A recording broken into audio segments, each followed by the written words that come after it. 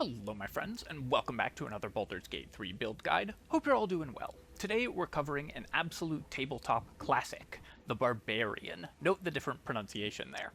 This is a build that's been around since the very beginning of 5th edition Dungeons & Dragons, and is a mainstay in tabletop play, but that you very rarely see in Baldur's Gate 3 optimization, because a number of restrictions were added on some of this class's mechanics that make this character harder to build in Baldur's Gate 3 than it is in tabletop. However, we can still make an extremely powerful character using this concept, and that's what we're going to be doing today.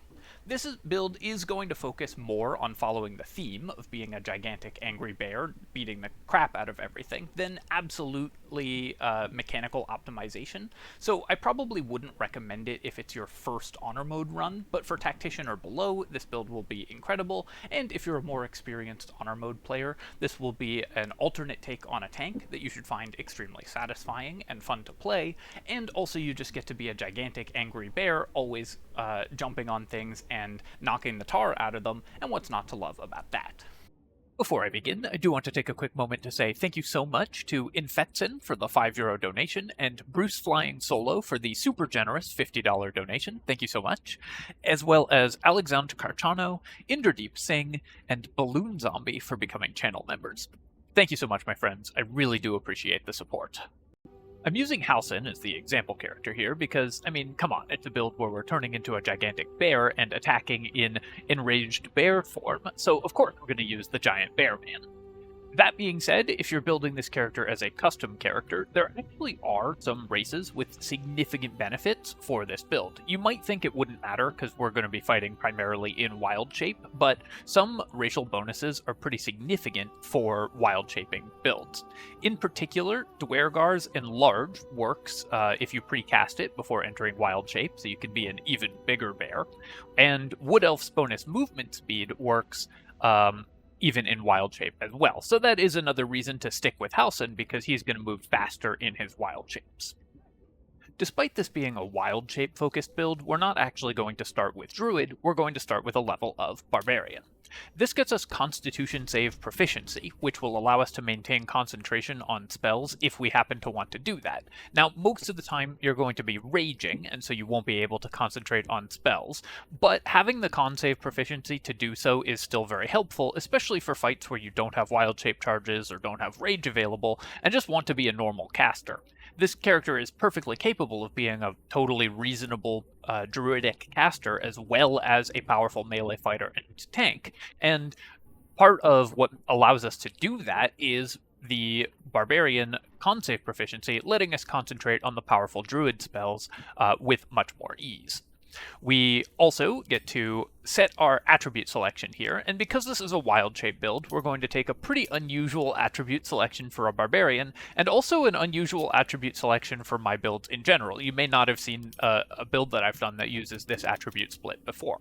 We're going to take 16 dexterity and 16 wisdom, and then we're going to take 15 constitution, and with the remaining 2 points, we're just going to put those into anything that we want, either charisma if you might want to make dialogue checks with this character, or strength if you just want to carry things. I'm going to recommend strength because I don't think this character is likely to be your party face, but this will give you just a little more carry weight and jump distance when you're in humanoid form, or just carry weight actually, but still will be reasonably useful. For our skill selection here, the only important one is to pick up Perception, which Barbarians get as a class skill, though Halsin also gets it as a racial skill, because we're going to have very high wisdom, so we're going to be very good at Perception. And if you're a Barbarian, you might as well pick up Intimidation, because some of the Barbarian unique dialogue choices work, even if you have no points in Charisma. That's the sum total of what we have to do at level 1, because Barbarians have a very simple first level, so let's move on to level 2. At character level 2, we are going to immediately branch out and take Druid. Not only do we want to access our wild shape forms as soon as possible, taking Druid at this point actually gives us access to some pretty impressive combat options for this stage of the game, if you're playing this character from the beginning. With Shillelagh combined with Barbarian Rage, when cast on a torch, the trick with Shillelagh is you want to cast it on a normal torch, just a non-magical torch. It changes the base damage to a d8, but you still get the d4 fire damage. So with Rage and Shillelagh and a torch, you actually have some of the highest possible melee damage at second level of any character in the entire game. So that's one thing that this character gets, is the ability to just really go nuts by bonking things with a stick in the very early game.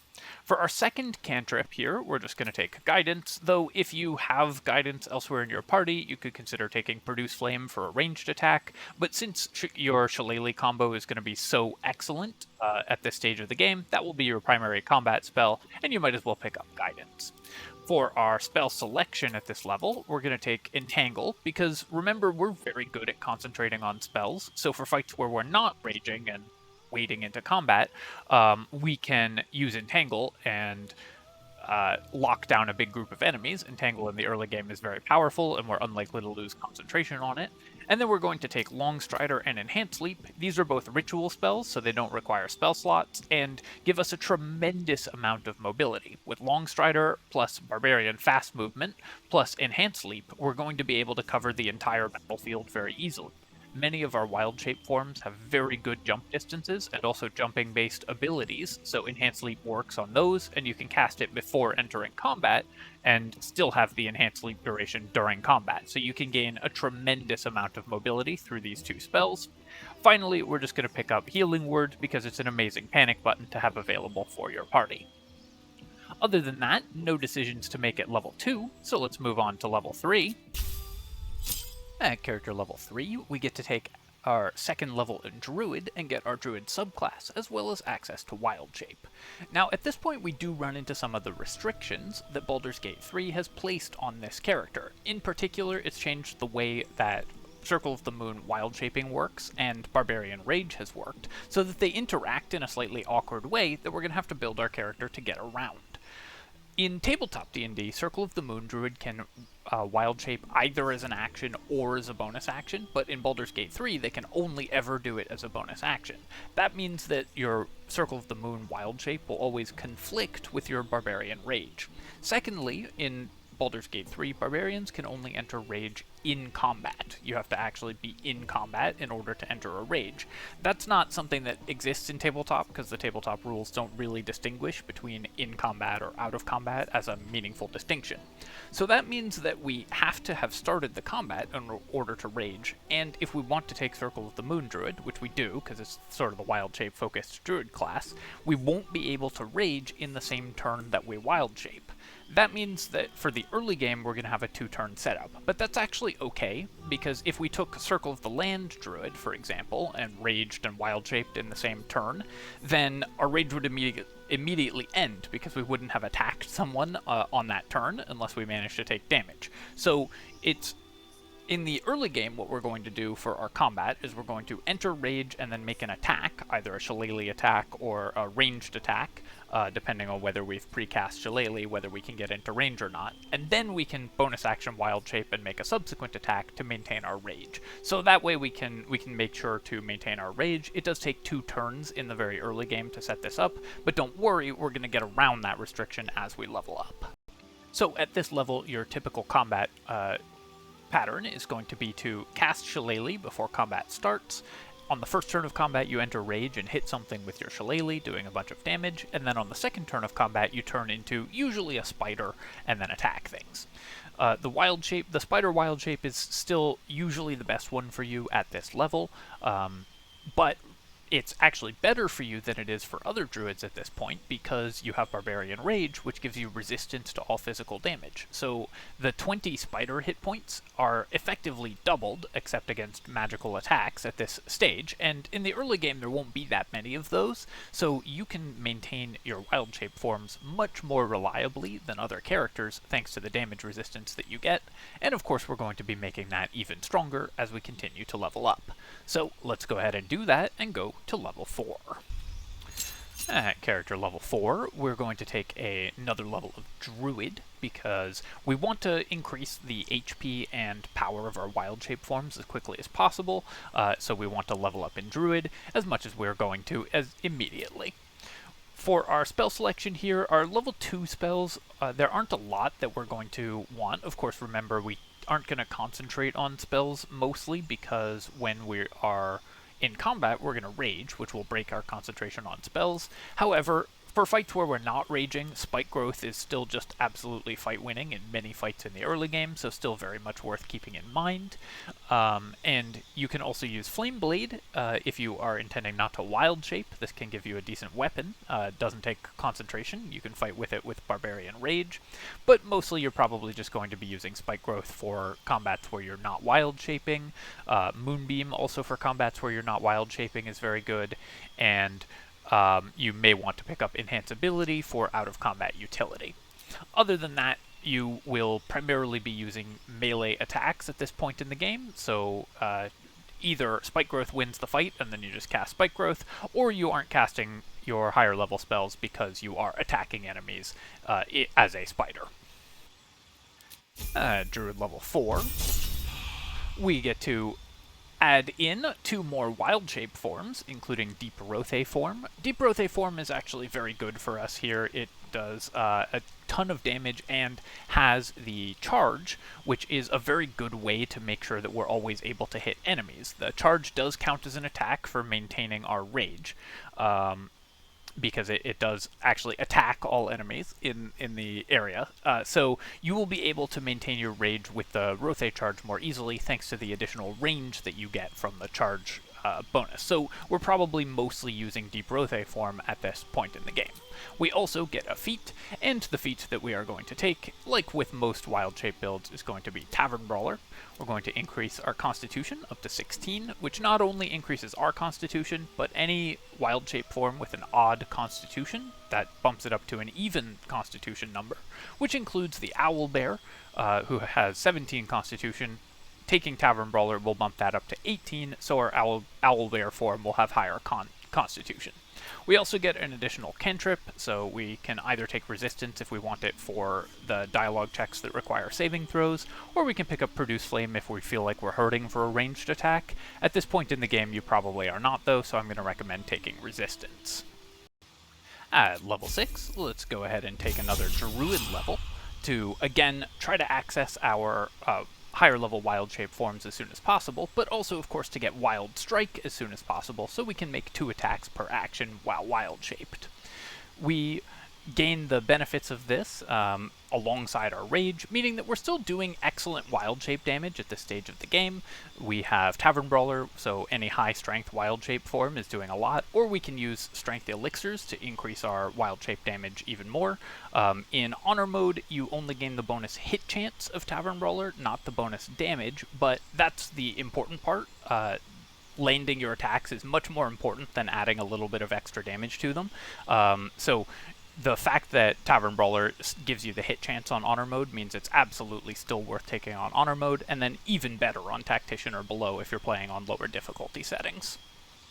We also, of course, get access to level 3 spells. Again, not a huge component of this character, but you do get some of the best spells in the game at this level. Sleet Storm and Plant Growth are both excellent and can win combats absolutely on their own, so if you aren't planning to be a gigantic bear for that combat, remember that you have access to Sleet Storm and can just take out an encounter completely with the Ice Surface. Plant Growth you can also use without needing to concentrate on it, so you can have a Plant Growth active while you are raging and in bear form. Enemies will not be able to easily leave the Plant Growth, and you will be jumping around a lot, especially when we get Owlbear form next level, so the mobility advantage will be very much on your side if you use Plant Growth on groups of enemies. You can also use it to keep them in hazardous locations. Very powerful spell, even for this less spellcasting focused character. That brings us to character level 6, and we get access to Owlbear form as well as Primal Strike. At this point it's pretty important that we get Primal Strike because a lot of enemies are going to start being resistant or immune to non-magical damage, so being a Moon Druid lets us evade these resistances or immunities. And of course we also get access to Owlbear form, which is an incredible wild shape form. It has 65 base hit points, which is really good already. Even without increasing that any further, remember we have damage resistance to all physical damage. So against enemies that are attacking us with weapons, this is effectively 130 hit points. And that's, of course, when that drops to 0, we go back into humanoid form and then can wild shape into an owlbear again if we want to. So we have a lot of hit point bars that enemies have to get through in order to actually hurt us.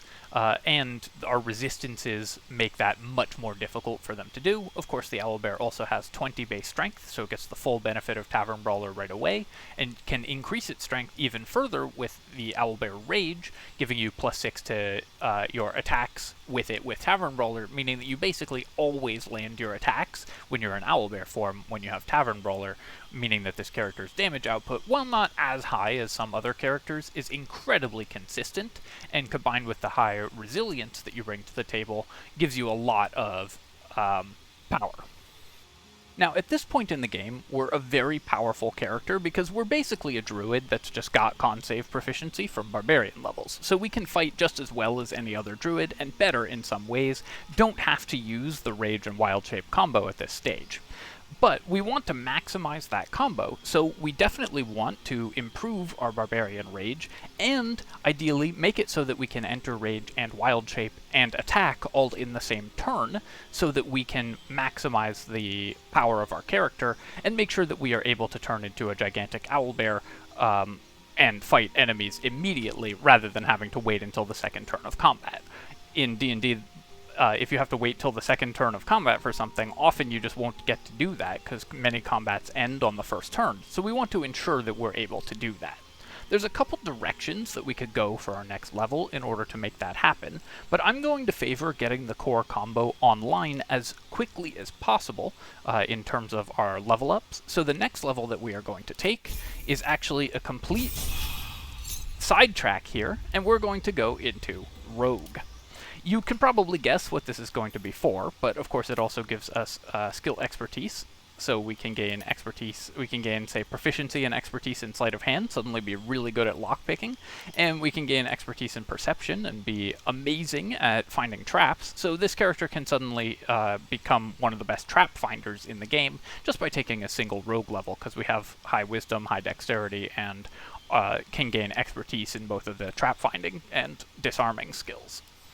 Other than that, though, we are not benefiting a ton from our first rogue level, but we're going to continue to level up. At rogue level 2, we get Cunning Action, Dash, Hide, and Disengage, which are all very useful when we are in sort of caster mode as a druid. Even just with level 3 spells, remember you can swap out your spells at any time outside of combat, being able to sort of be extremely mobile around the battlefield with these bonus action movements, be very tanky due to our barbarian starting hit points and con save proficiency, and concentrate on druid spells is still just a very powerful thing to be doing.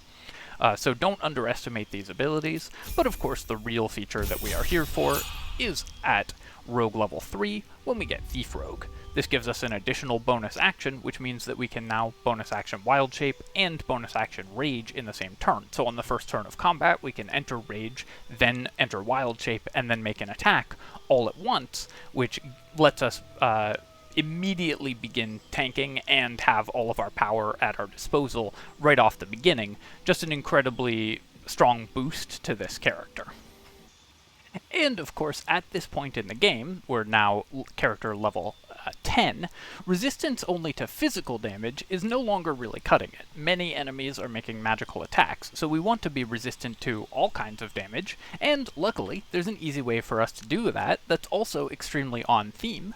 So as we level up, we're going back into Barbarian, gaining access to Reckless Attack, which unfortunately you cannot use in Wild Shape form, because the game won't let you use reactions in Wild Shape form. We probably wouldn't need this that often because we have Tavern Brawler, so our attacks should basically always be landing regardless, but the fact that we can't use it is a little unfortunate. But at Barbarian level 3, we get to take Wildheart Barbarian, which gets us the Bestial Heart Barbarian access to Bear Rage. With Bearheart Rage, we have resistance to all damage except for psychic damage, which means that the 65 hit points, which has not increased on our owlbear form, is now doubled to 130 hit points against anything. Any healing we receive from allies is doubled. Any bonus hit points we receive from aid or hero's feast or anything along those lines is doubled as well. And any temporary hit points we receive, such as, for example, by activating our owlbear rage, are effectively doubled against almost all enemies in the game. So this character now has multiple hit point bars, all of which are incredibly challenging for enemies to get through. You have Barbarian Unarmored Defense, which works with your 18 Constitution that the Owlbear has to increase your Owlbear armor class, and you have just a ton of very reliable damage because we have Tavern Brawler and attacks. So in the late game, once we've gotten our combos online, this character becomes a real powerhouse of a tank and damage dealer. We did have a couple dead levels getting there, but I think it was worth it because of how powerful the bear form is. So that's the build, and for all of you looking to live Halsin's dream of being the biggest, baddest bear in Faerun, this is the way to do it. But of course, we can improve it even further, so let's talk about items. For items for this character, there's one particular item that I recommend, and then other than that, you are almost entirely item independent throughout the entire game. This character is going to spend all of its time in wild shape form, so there's really only one stat you care about, and that stat is initiative. Anything that gives you a bonus to initiative so that you can enter rage and enter wild shape before enemies get their turn, so you have your damage resistances and extra hit points before things start happening, is very important. In particular, the Sentinel Shield is really nice for this character because you get +3 to initiative, which is very important, and also advantage on perception checks, which you are amazing at already, so this makes you basically infallible at perception checks. Elixirs can be very helpful for this character as well. The Elixir of Hill Giant Strength can increase your accuracy and damage if you're on Tactician or below in the early game, or just accuracy on Honor mode. And the Elixir of Cloud Giant Strength can do the same even on into the late game by buffing up your attacks. If you're playing on Honor mode, you don't really need the Strength Elixirs. You're going to be in Owlbear form, which gets naturally 20 Strength already, so you don't need the Strength Elixirs. You can use a Bloodlust Elixir or a Vigilance Elixir just for more initiative in order to gain additional actions. Bloodlust Elixirs are especially good because this character is so good at using temporary hit points. When you're taking half damage from everything, the 5 temporary hit points that you get from a Bloodlust Elixir add up very, very quickly. So I highly recommend Bloodlust Elixirs for this character. You also are very likely to want one specific armor set because you want to stay unarmored for this character to make use of Barbarian's unarmored defense. The armor that you're going to want is the Bone Spike Garb. You gain 15 temporary hit points whenever you rage, and those hit points stay on after you wild shape, even if the other passive effects of the item don't. You want to be unarmored because you will therefore increase the armor class of your Owlbear form whenever you enter Owlbear Rage. The Owlbear will have 18 Constitution, going up to 20 when you enter Owlbear Rage, which will give you a +5 to your armor class. That beats the Owlbear's native +4, so you get +1 AC in Owlbear form when you're unarmored, which is not an enormous bonus, but definitely worth staying unarmored to get. The Bone Spike Garb gives you 15 temporary hit points, which give you massive amount of survivability, so I think it's actually better than the Moon Druid armor, which gives more temporary hit points but doesn't give the bonus armor class, so I recommend the Bone Spike Garb as your armor. Finally, you're likely to want just emergency buttons, like things like an Amulet of Misty Step or some other way to Misty Step, because this character doesn't naturally get it. While this character is very, very good at surviving and very, very good at getting out of combat, and you have tremendous jump distance with Enhanced Leap and Owlbear form and stuff, it never hurts to have Misty Step on any character, and you just don't need any other items, so you can afford to have panic buttons or utility items equipped. This character is also pretty good at just carrying items that have utility spells attached to them if that's something that your party happens to need, but for the most part you are almost entirely item independent. All you need to do is increase your initiative because you're going to be fighting naked as a giant bear all of the time. Alright my friends, hope you enjoyed this video, and I hope you enjoy raging and bearing down on your enemies. And if you have enjoyed the video, then feel free to leave a comment and like the video. Both of those things help me out a ton with the algorithm, so I do appreciate you taking the time to do so, and you can subscribe to my channel for more Baldur's Gate 3 builds and other strategy game content. Cheers, folks. I'll catch you next time.